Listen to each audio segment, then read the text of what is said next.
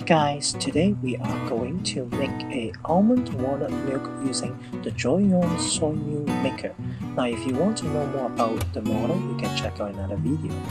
So first we have the amount for 3 servings. It is really easy. All you need to do is to just dump everything into the Joyoung Soymilk maker.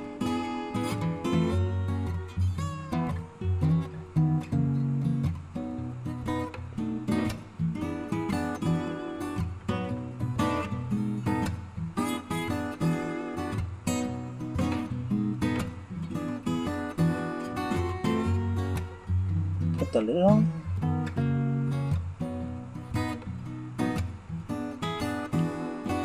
Choose the function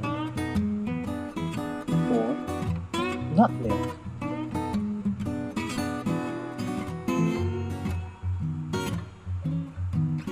"20 minutes later,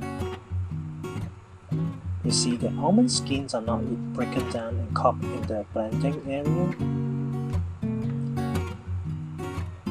You can serve directly, or you can go through a sieve to make it less grimy.